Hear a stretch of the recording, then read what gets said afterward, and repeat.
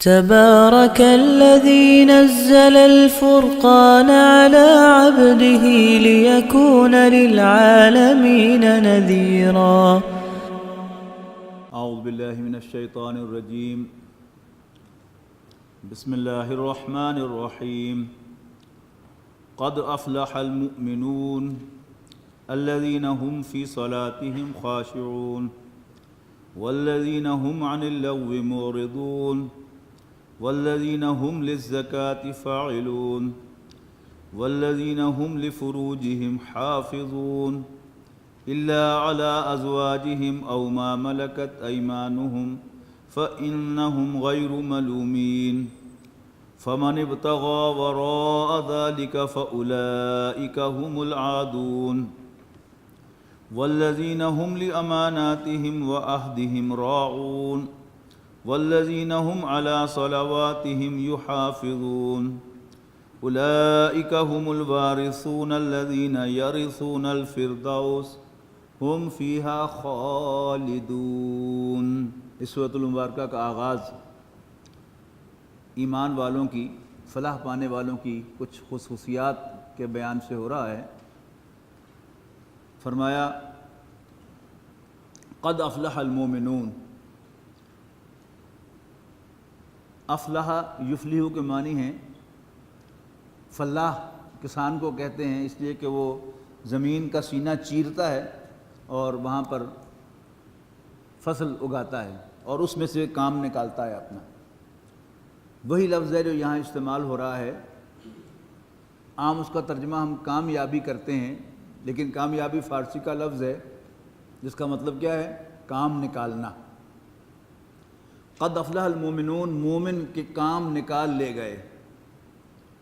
جس کا ہم کامیابی کا انگریزی میں ترجمہ سکسیس کر دیتے ہیں تو اس سے جو اصل سینس ہے اس کا وہ گم ہو جاتا ہے.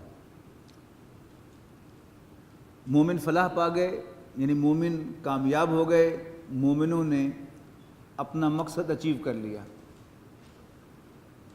کون سے مومن؟ الذین هم فی صلاتہم خاشعون، وہ جو اپنی نمازوں میں خشوع اختیار کرتے ہیں. والذین هم عن اللغو معرضون، اور وہ جو لغو باتوں سے گریز کرتے ہیں. خشوع کا ترجمہ میں نے ایسا کر دیا، یہ ہے عاجزی اختیار کرنا، جھکنا. خاشعۃ ابصارہم، قیامت کے دن وہ آئیں گے جبکہ ان کی آنکھیں جھکی ہوئی ہوں گی. یہ جو افسردہ شخص ہوتا ہے، پشیمان ہوتا ہے، وہ آنکھیں اٹھا کے بات نہیں کرتا، اس کی آنکھیں جو ہیں وہ زمین میں گڑی ہوتی ہیں. تو الذین هم فی صلاتہم خاشعون، کہ جو اپنی نمازوں میں عاجزی اختیار کرتے ہیں. کچھ اقبال نے کہا تھا کہ مسجد تو بنا دی شبر میں ایماں کی حرارت والوں نے، من اپنا پرانا پاپی تھا برسوں میں نمازی بن نہ سکا. کہ نماز کا اصل حاصل جو اسے اچیو ہونا چاہیے وہ کیا ہے؟ کہ انسان کے اندر عاجزی پیدا ہو کہ میں اللہ کا بندہ ہوں. یعنی عاجزی کے جو مختلف جسچرز ہیں، دست بستہ کھڑا ہونا، پھر اس کے سامنے جھکنا، اور پھر یہاں تک کہ اس کے سامنے ناک رگڑنا اور ماتھا ٹیکنا.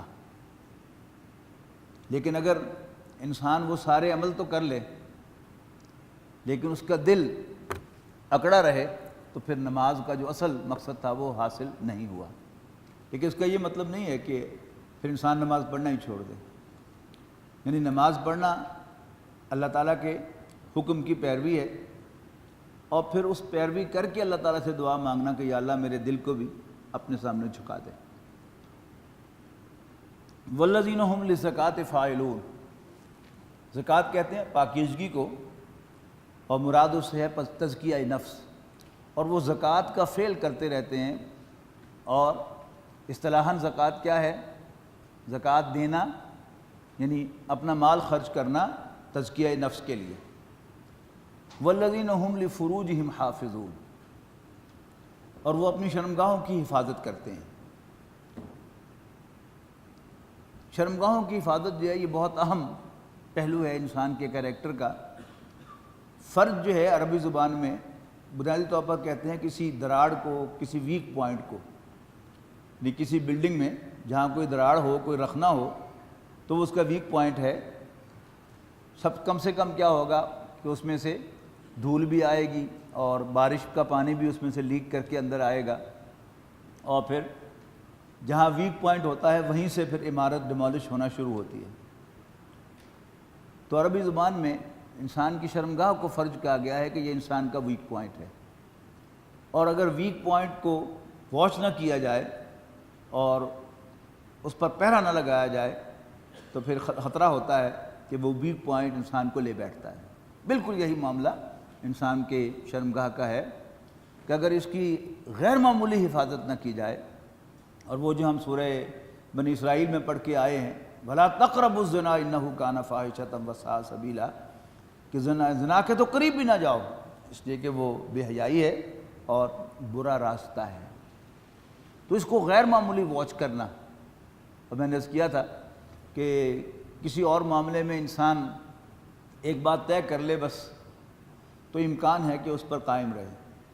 کوئی شخص کھانے کی کسی چیز کے بارے میں طے کرتا ہے کہ یہ میں نہیں کھاؤں گا, طے کرتا ہے کہ میں فلاں سے تعلقات نہیں رکھوں گا, تو عمر بھر اس پر قائم رہ سکتا ہے. اور وہ کھانے کی چیز جس سے اس نے اعلان برات کیا ہے وہ بے شک روز صبح و شام اس کے دسترخوان پر آتی رہے, لیکن اس کی نفرت اس سے برقرار رہے گی. لیکن یہ جو معاملہ ہے اس میں انسان کو پتہ ہی نہیں چلتا, اگر وہ غیر معمولی واچفل نہیں ہوتا تو اس کو پتہ ہی نہیں چلتا کہ کب وہ اس میں انوالو ہو جاتا ہے اور اس کی آخری انتہا کو بھی پہنچ جاتا ہے, حالانکہ ہرگز اس کا ارادہ نہیں ہوتا. تو والذین هم لفروجہم حافظون, وہ اپنی شرمگاہوں کی حفاظت کرتے ہیں, الا علی ازواجہم او ما ملکت ایمانہم, یعنی ان کو ایکسپوز نہیں کرتے مگر اپنی بیویوں پر اور اپنی ملک یمین پر. ملک یمین جو ہے یہ لفظ استعمال ہوتا ہے غلاموں اور لونڈیوں کے لیے, اور یہ بھی حقیقت پسندانہ طرز عمل ہے کہ نوٹ کیجئے گا کہ یہاں وہ بات جو ہم نے سورہ یوسف میں پڑھی تھی کہ اللہ تعالیٰ نے عورت کو مرد کا ویک پوائنٹ بنایا ہے, لیکن مرد کو عورت کا ویک پوائنٹ نہیں بنایا. لہذا جہاں کوئی جوان خواتین کام کرتی ہیں گھروں میں تو وہاں چند چڑھتے ہی رہتے ہیں, کوئی سروے اگر آپ کنڈکٹ کریں تو. لیکن شاذ آپ دیکھیں گے کہ کسی ملازم کے ساتھ کوئی خاتون خانہ انوالو ہو جائے, کوئی بہت ہی فرسٹریٹڈ خاتون ہوگی اور اپنے شوہر سے بہت زیادہ بددل ہوئی ہوگی کہ جس سے یہ معاملہ ہو جائے, ورنہ عام طور پر ایسا نہیں ہوتا. حضرت یوسف کے ساتھ یہ معاملہ اس لیے ہو گیا کہ وہ غیر معمولی ہینڈسم تھے.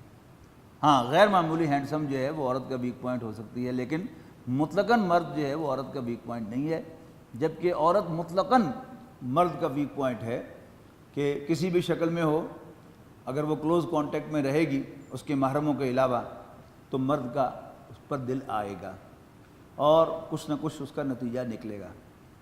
تو بجائے اس کے کہ حرام میں ملوث ہوتے رہیں ہمیشہ سے, یعنی جب قرآن مجید نازل ہو رہا تھا تو پہلے سے یہ پریکٹس تھی, اور قرآن مجید نے اس پریکٹس کو حرام نہیں کہا بلکہ واشگاف الفاظ میں کہا ہے کہ والذین هم لفروجہم حافظون الا علی ازواجہم او ما ملکت ایمانہم. ایک خاتون مریضہ تھی میری, یعنی مڈل ایج کی خاتون تھیں, ان کے دیور یعنی پچھلے 20 سال سے ہمارے اس دورہ ترجمہ قرآن میں آ رہے تھے کہ اس سال نظر نہیں آ رہے, اللہ کرے خیریت ہو. تو وہ کہنے لگے کہ یہ مسئلہ میری سمجھ میں نہیں آیا, میں نے اپنے دیور سے بھی پوچھا ہے تو مجھے تسلی نہیں ہوئی. تو میں نے ان سے کہا, میں نے کہا جی میرا تجزیہ یہ ہے کہ عورت ان جنرل پاک باز ہے. ایک عورت گھر بال والی ہو, بال بچے ہوں اس کے, اور اپنے گھر میں وہ خوش ہو تو شی ہارڈلی لکس اراؤنڈ. تو میں نے ان سے کہا, میں نے کہا جب کہ اس کے مقابلے مرد کبھی شریف آدمی نہیں ہو سکتا. اس پر بڑی خوش ہوئی کہ ہاں یہ بات آپ نے بالکل ٹھیک کی ہے. تو یہ مرد کی کمزوری ہے, اس کو ریکگنائز کرنا چاہیے, بالکل کھلی آنکھوں کے ساتھ اس کا مواجہہ کرنا چاہیے. بلی کو دیکھ کر کبوتر آنکھیں بند کر لیتا ہے تو بلی مر نہیں جاتی اس سے, کبوتر مار کھاتا ہے. اگر ہم اس حقیقت کو, اتنی بڑی حقیقت کو نظر انداز کریں گے اور اس کے سامنے آنکھیں بند کر کے کھڑے ہو جائیں گے اور اگنور کریں گے تو مار ہم کھائیں گے, جبکہ یہ حقیقت اپنی جگہ پر ہمیں بچاڑ لے گی, اور پھر ہماری آنکھ تب کھلے گی جب ہم پوری طرح اپنی عفت و پاک بازی سے بھی ہاتھ دھو بیٹھیں گے, اور اپنے کیریکٹر, اپنی نظر میں ہم اتنے گر جائیں گے کہ ہمیں اپنے آپ سے گھن آنے لگے گی. تو یہ بہت اہم معاملہ ہے، لہذا 3 آیات اس کے لیے وقف کی ہیں، یعنی ایک آیت میں نماز کا ذکر کیا، ایک میں لغو باتوں سے گریز کرنے کا ذکر کیا، ایک میں زکوٰۃ کا ذکر کیا، اور اس کے بعد 3 آیتیں 5ویں 6ٹھی اور 7ویں آیت اس موضوع پر ہے کہ والذین هم لفروجہم حافظون، اور وہ کہ جو اپنی شرمگاہوں کی حفاظت کرتے ہیں، الا علی ازواجہم او ما ملکت ایمانہم، اور ان کو نہیں ایکسپوز کرتے مگر اپنی بیویوں اور اپنی ملک یمین پر، فإنہم غیر ملومین۔ اچھا یہ بھی یاد رکھیے گا کہ ہمارے ہاں جو ملازم یا ملازمائیں کام کرتی ہیں وہ غلام نہیں ہیں، لہذا کسی بھی صورت میں کسی نوکرانی کے ساتھ ایسا کوئی معاملہ کرنا جو ہے یہ جائز نہیں ہے۔ مبادہ یہ غلط فہمی ہو کہ قرآن مجید نے چونکہ یہ جائز قرار دیا ہے، ہرگز نہیں، ہماری نوکرانیاں وہ آزاد خواتین ہوتی ہیں، ہرگز وہ غلام کے حکم نہیں ہوتی، حکم میں نہیں آتی، لہذا ان کے ساتھ یہ معاملہ نہیں ہو سکتا۔ ہاں اصل میں کیا ہے کہ یہ ہماری خواتین جو ہیں، ہماری بیٹیاں بہنیں، ان کے سمجھنے کی بات ہے کہ یہ مرد کا ویک پوائنٹ ہے، مرد کی کوئی ایسی حرکت دیکھ کر اس پر واہ ویلا کرنا اور اس کو جگہ جگہ بیان کرتے پھرنا، اور خامن کی جو پردہ پوشی اسے کرنی چاہیے تھی خاتون کو وہ نہ کرنا، یہ کیا ہے، یہ درست نہیں ہے۔ اس بات کو سمجھنا چاہیے، اور ایٹ لیسٹ گھر کے اندر، گھر سے باہر جب چلا جائے مرد، وہ تو چلا گیا، اللہ کے حوالے ہے، لیکن کم سے کم گھر کے اندر خاتون خانہ کو اپنے شوہر کو خود سرو کرنا چاہیے، اور اس کی ساری جو ضروریات ہیں ان کو خود پورا کرنا چاہیے۔ پھر اس میں پھر آگے 2 کیٹیگریز ہیں جن کو سمجھنا چاہیے کہ کوئی بد اخلاق قسم کا مرد ہوگا وہ بچ جاتا ہے، اس لیے کہ جب وہ بد اخلاقی کا مظاہرہ کرے گا اپنی جو ملازمائیں ہیں ان کے ساتھ، تو ویسے ہی ڈر کے اس کے سامنے نہیں آئیں گی اور جھجکتی رہیں گی اس سے۔ اگر کوئی اچھے اخلاق والا ہوگا، ان کے ساتھ ہمدردی سے پیش آئے گا، تو وہ اس کے سامنے بچھیں گی، جب وہ بچھیں گی تو پھر اس کا اور زیادہ ان کی طرف رجحان ہوگا، تو روڈنس جو ہے اس جگہ فائدہ دے جاتی ہے، جو کہ ویسے اللہ تعالیٰ کو پسند نہیں ہے۔ تو مرد ملازموں کے ساتھ مردوں کو اچھے اخلاق سے پیش آنا چاہیے، اور جو خواتین ملازمائیں ہیں ان کے ساتھ عورتوں کو اچھے اخلاق سے پیش آنا چاہیے، اور وائس ورثہ نہیں ہونا چاہیے کہ خواتین جو ہیں وہ مرد ملازموں کے حق میں بڑی نرم ہوں اور ان کے دل میں ان کے لیے نرم گوشہ پیدا ہو، اور جو خواتین ملازمائیں ہیں ان کے لیے مرد جو ہے وہ اس کے اندر نرم گوشہ ہو اور اس کا بھی ریسیپروکیٹنگ آنسر اس کو ملے۔ دیکھیے جب اس میں احتیاط کی ضرورت ہے کہ ظاہر ہے کہ جس نے کام لینا ہوتا ہے اس نے اپنے اندازے کے مطابق، اپنے خیال کے مطابق کچھ نہ کچھ سختی بھی کرنی ہوتی ہے۔ تو خواتین ملازمائیں ہیں، ان سے کام لینا ہے خواتین نے، تو مردوں کو حتی الوسع اس میں دخل نہیں دینا چاہیے، اور عورتوں کو خام خواہ انہیں مس ٹریٹ نہیں کرنا چاہیے کہ مرد کو اس کے لیے کوئی ہمدردی کا بول کہنا پڑے کہ بھائی بچی ہے، زیادتی نہ کرو اس پر۔ اب جب وہ یہ لفظ کہے گا تو بچی کے دل میں اب اس شخص کے لیے ایک نیک جذبات پیدا ہوں گی، وہ اور زیادہ ان کی خدمت کرے گی، اس مرد کی خدمت کرے گی، ان کے سامنے بچھے گی، تو پھر فتنے کا ایک سرکل ہے، ویشیس سرکل کے جو چلتا ہے، اور اس کے نتائج جو ہیں وہ اچھے برآمد نہیں ہوتے۔ تو کاشیس رہنا، بہت ہی زیادہ واچفل رہنا اس معاملے میں، اپنے آپ کا بھی جائزہ لیتے رہنا کہ یہ جو میں نے حرکت کی ہے، یہ جو میں نے بات کی ہے، یہ کہاں سے نکلی ہے۔ آپ اپنے دل سے پوچھیں گے تو نبی اکرم صلی اللہ علیہ وسلم کا وہ ارشاد آپ اپریشیٹ کریں گے کہ نبی اکرم صلی اللہ علیہ وسلم نے مشکوک باتوں کے بارے میں، جن کے بارے میں کچھ شک ہو کہ جائز ہیں کہ نہیں ہیں، تو آپ نے فرمایا کہ استفت قلبک، اپنے دل سے پوچھا کرو، اور جو چیز تمہارے دل میں شک پیدا کرے، خلجان پیدا کرے، ہیزیٹیشن پیدا کرے، چھوڑ دو اس کو، بلو افتاک المفتی، خواہ مفتی تمہیں اس کے حق میں فتوی کیوں نہ دے۔ تو یہ بڑی اہم بات ہے، ہم اس کو اہمیت دیں گے، محتاط رہیں گے تو اللہ تعالیٰ بھی ہماری حفاظت کرے گا۔ اور اگر ہم اللہ تعالیٰ کی ڈائریکشن کو ایک طرح رکھ کے اپنے خیال کے مطابق جو ہے میرا دل صاف ہے، اور میری نیت صاف ہے، اور میرا دماغ صاف ہے، میرے ہاتھ صاف ہیں، کچھ بھی صاف نہیں رہے گا۔ ہم اللہ تعالیٰ کی ڈائریکشن پر عمل کریں گے تو انشاءاللہ اللہ تعالیٰ ہم سب کی حفاظت کرے گا، اللہ تعالیٰ ہم سب کی حفاظت کرے۔ ہاں ایسا کرنے پر، یعنی اپنی شرمگاہوں کو بیویوں اور مل کے یمین پر کھولنے پر ان پر کوئی ملامت نہیں۔ خواتین تو خواتین، یہ اللہ تعالیٰ نے عورت کی ایک نیچر بنائی ہے، وہ تو جائز شوقن کو بھی کبھی برداشت نہیں کرتی، اور اس میں حد جو ہے وہ تو بیسٹ آف دا لاٹ، یعنی عورتوں کی جو لاٹ ہے اس میں سے بیسٹ قرآن مجید کے مطابق ازواج مطہرات ہیں، لیکن ازواج مطہرات بھی شوقن کو برداشت نہیں کرتی تھی، یعنی جو اس وقت لیونگ ازواج تھیں رسول اللہ صلی اللہ علیہ وسلم کی، ان میں سے سب سے فیوریٹ حضرت عائشہ تھی رضی اللہ تعالیٰ عنہ، لیکن انہیں بھی رسول اللہ صلی اللہ علیہ وسلم کا حضرت خدیجہ کو یاد کرنا اچھا نہیں لگتا تھا، اور وہ کہتی تھی کہ مجھ میں کیا کمی ہے اللہ کے رسول کہ آپ ابھی تک اس چھوٹے قد والی کو یاد کرتے رہتے ہیں، یہ برے نام سے انہیں پکار کر۔ تو حضور صلی اللہ علیہ وسلم نے فرمایا کہ عائشہ مجھے خدیجہ کے بارے میں کچھ نہ کہا کرو، تمہیں معلوم ہے کہ اس نے میرا ساتھ اس وقت دیا تھا جب میرا ساتھ دینے والا کوئی نہ تھا۔ میں کر رہا تھا کہ شوقن جو جائز بیوی ہوتی ہے وہ بھی عورت کو گوارا نہیں ہے، تو لونڈی جو ہے وہ تو کسی بھی قیمت پر اسے قابل قبول نہیں ہو سکتی، لیکن یہ ایسا مسئلہ ہے کہ اس میں سے ہم مرد جو ہیں وہ بھی بڑے حقوق کے علمبردار بن کے کھڑے ہو جاتے ہیں، حالانکہ اپنے گریبانوں میں جھانکیں تو ہماری نیچر جو اللہ تعالیٰ نے آئی ہے اس کے مطابق ہی اللہ تعالیٰ نے احکام دیے ہیں۔ کوئی شخص جو ہے وہ اگر اسے غلط فہمی ہو تو اپنا ٹیسٹ کر لے۔ ایک ٹیسٹ یہ ہے کہ کسی بچے کو نہلا دھلا کر اچھے کپڑے پہنا کر اس کے باپ کی انگلی پکڑوا کر گلی میں سے آپ گزار کے دیکھیں، اگلے دن اسی بچے کو انہی کپڑوں کے ساتھ اسی طرح نہلا دھلا کر اس کی ماں کی انگلی پکڑوا کر اس کو گلی میں سے گزاریں، اور اپنے دل سے پوچھیں کہ بچہ کس دن آپ کو زیادہ کیوٹ لگ رہا ہے۔ ظاہر ہے کہ جس دن ماں کی انگلی پکڑ کر چل رہا ہوگا اس دن وہ زیادہ اٹریکٹیو نظر آئے گا، تو اس کا مطلب کیا ہے؟ بچہ تو وہی ہے، کپڑے بھی وہی ہیں، کوئی اور ہے کہ جس کی انگلی اس نے پکڑی ہوئی ہے اصل میں وہ آپ کو امپریس کر رہا ہے۔ یا کہیں آپ بیٹھے ہیں مرد تو جائزہ لے کے دیکھ لیں کہ کسی دیوار کے پار گزرگاہ ہو اور دیوار کے اندر آپ بیٹھے ہوئے ہوں، 20 مرد گزر جائیں گے، آپ اس کا کوئی نوٹس نہیں لیں گے، اور ایک خاتون کے پاؤں کی آہٹ کی آواز آئے گی تو ہم سب کے کان کھڑے ہوں گے، بشمول ہم سفید داڑھیوں والے اور دین کے خادموں کے۔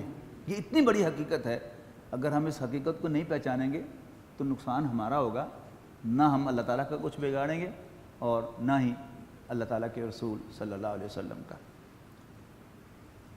ہاں فَإِنَّهُمْ غَيْرُ مَلُومِينَ، جو میں عرض کر رہا تھا کہ بڑے واضح الفاظ میں کہا کہ لونڈیوں کے ساتھ یہ تعلق قائم کرنے پر ان پہ کوئی ملامت نہیں ہے۔ تو اس کا مطلب ہے کہ اگر ہمارے دل میں کوئی ملامت آتی ہے اس کے سلسلے میں، ہم قرآن مجید کی ڈائریکشن سے اوائڈ کر رہے ہیں، قرآن مجید کی ڈائریکشن کو نظر انداز کر رہے ہیں۔ فَمَنِ ابْتَغَىٰ وَرَاءَ ذَلِكَ، ہاں سارا کا سارا جو ہے وہ اس پر ہونا چاہیے۔ فَمَنِ ابْتَغَىٰ وَرَاءَ ذَلِكَ فَأُولَٰئِكَ هُمُ الْعَادُونَ، ہاں جو اس سے زیادہ چاہے کچھ، ہاں ایسے لوگ جو ہیں وہ حد سے بڑھنے والے ہیں۔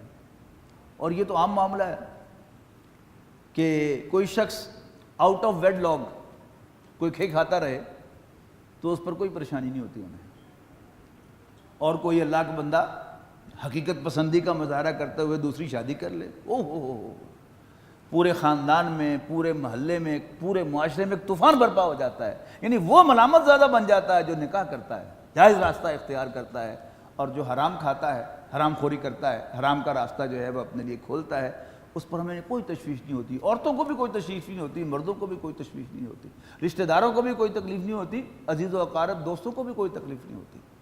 تو قرآن کی ڈائریکشن اگر یہ ہے تو ہماری ڈائریکشن جو ہے وہ یہ ہے۔ اللہ تعالیٰ ہمیں صحیح سمت میں سوچنے، سمجھنے اور چلنے کی توفیق عطا فرمائے۔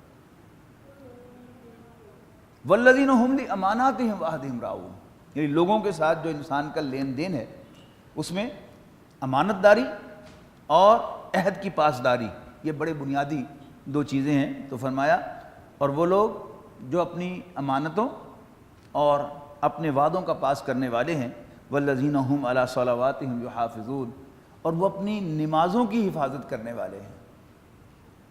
اب دیکھیے اول بھی نماز تھا اور آخر بھی نماز ہے، اس کا مطلب کیا ہے کہ بندہ مومن کی زندگی کا سب سے نمایاں فعل نماز ہے، اور مومن کی پہچان جو ہے وہ نماز ہے۔ یعنی وقت کے گزرنے کے ساتھ ساتھ، یعنی یوں سمجھیے کہ یہ کوئی نصف صدی کی بات ہے۔ دینی نقطہ نگاہ سے جب میں چھوٹا تھا تو نمازی جو ہے اس کو دیندار سمجھا جاتا تھا، اور سمجھا جاتا کہ ہاں یہ دین کا راستے پہ چل رہا ہے۔ اب جو ہے جتنے بھی ماڈرن انٹلیکچوئلز آئے ہیں دین کے میدان میں، قرآن مجید کا درس دینے والے اور مذہبی گفتگویں کرنے والے ٹی وی پر اور اخبارات میں کالم لکھنے والے، ان کا سارا فوکس کیا ہے؟ وہ اس بات پر ہے کہ اگر کوئی شخص امانت دار نہیں ہے، سچا نہیں ہے، اور ایفائے عہد نہیں کرتا تو اس کی نمازیں بیکار ہیں۔ یعنی اب فور فرنٹ پر یہ آ گیا۔ لیکن قرآن مجید کو ہم پڑھتے ہیں تو قرآن مجید میں امانت داری بھی ایک بنیادی وصف ہے بندہ مومن کا، وعدے کی پاسداری بھی بنیادی وصف ہے، عفت و پاک بازی کی حفاظت بھی بنیادی وصف ہے، اور لغو باتوں سے گریز کرنا بھی بنیادی وصف ہے۔ لیکن سب سے امپورٹنٹ جو ہے وہ نماز ہے، اس لیے کہ اول و آخر اس کا ذکر کیا ہے۔ کیسے؟ میں اس کو یوں کہتا ہوں کہ سچائی اور دیانتداری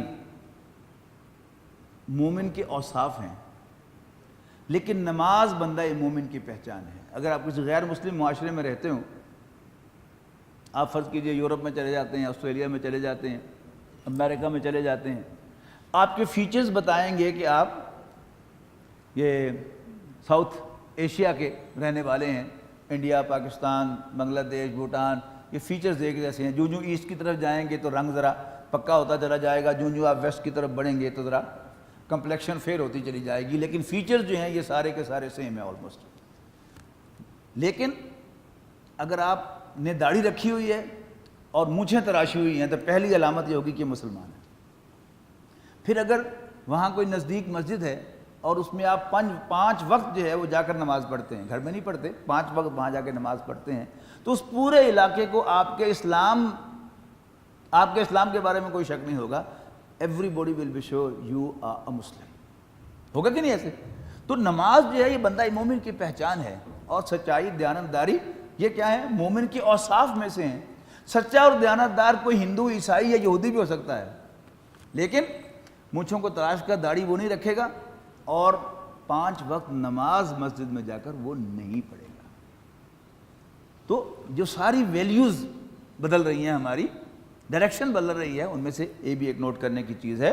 تو فرمایا والذین هم علی صلواتہم یحافظون، اور وہ اپنی نمازوں کی حفاظت کرتے ہیں۔ خشوع کیا ہے؟ میں نے بیان کر دیا، عاجزی کا اختیار کرنا پہلے۔ دوسری آیت میں فرمایا الذین هم فی صلاتہم خاشعون، کہ وہ اپنی نمازوں میں جھکتے ہیں، نمازوں میں عاجزی اختیار کرتے ہیں۔ یہاں کیا ہے؟ اور وہ اپنی نمازوں کی حفاظت کرتے ہیں۔ یہ نمازوں کی حفاظت جو ہے یہ کیا ہے؟ یعنی انسان کی کوئی نماز فوت نہ ہونے پائے۔ بندہ مومن کی زندگی کا جو سینٹرل ایکسس ہے وہ ہے نماز، اور اس کی ساری ایکٹیویٹی اس کے گرد گھومنی چاہیے۔ وہ کوئی پلان نہ کرے، کوئی اپائنٹمنٹ نہ دے وداؤٹ کنسیڈریشن کہ میں نماز کہاں پڑھوں گا۔ ہوتا کیا ہے کہ ہم کہتے ہیں کہ جی وہ دیکھو نا میں وعدہ کر لیا ایسی ہوں، تو اللہ تعالیٰ نے وعدہ تھا بڑا پسند ہے، وعدہ خلافی تھا اللہ نے پسند ہی نہیں، لہذا میں نماز پھر قضا کر لی تھی تو وعدہ پورا کرتا۔ تو آپ کو کہا کس نے تھا کہ آپ وعدہ کریں نماز کے وقت پر؟ بندہ مومن کی تو شان یہ ہے کہ وہ کسی کے پاس ہاتھ اپائنٹمنٹ کرے کسی سے ملاقات کرنے کے لیے، تو پہلے سوچے کہ اچھا میں نماز پڑھ کے جاؤں گا کہ وہاں جا کے پڑھوں گا یا راستہ میں پڑھوں گا۔ بڑا آسان کام ہے۔ اچھا آپ کے یہاں نماز کتنے بجے ہوتی ہے جی؟ عصر کی 5:30 بجے، بس ٹھیک ہے پھر میں نماز آپ کے پاس آ کے پڑھوں گا۔ اچھا اگر آپ وہاں پہنچ گئے، آپ کا خیال تھا کہ آپ کے محلے میں 5:15 بجے ہے، اور وہاں بھی آپ نے ازیوم کر لیا کہ 5:15 بجے ہوگی اور آپ نے اپوائنٹمنٹ دے دی، تو غلطی آپ کی ہے۔ پہلے آپ کو جب آپ اپوائنٹمنٹ کر رہے ہیں فون پر کہ میں آؤں گا، اس سے آپ اپنے دوست سے یہ بھی پوچھ لیں کہ آپ کے یہاں نماز کتنے بجے ہے، اور اگر آپ کا دوست بے نمازی ہے تو اس سے آپ کو زیادہ تعلقات رکھنے کی ضرورت کیا ہے؟ ہاں مجبوری ہے، کوئی بزنس ریلیشن ہے تو الاؤڈ تو ہے، لیکن اس سے دوستی جو ہے وہ آپ کو جچتی نہیں ہے۔ تو نماز پہلے اور بزنس بعد میں، نماز پہلے دوستی بعد میں، نماز پہلے اپوائنٹمنٹ بعد میں، نماز پہلے کھیل بعد میں۔ تو والذین هم علی صلواتہم یحافظون اولئک هم الوارثون، یہی لوگ میراث پانے والے ہیں، وارث بننے والے ہیں، الذین یرثون الفردوس، جو ٹھنڈی چھاؤں کے وارث ہوں گے، ہم فیہا خالدون، اور وہ ان میں ہمیشہ ہمیشہ رہیں گے۔ الذین آمنوا وتطمئن قلوبهم بذکر اللہ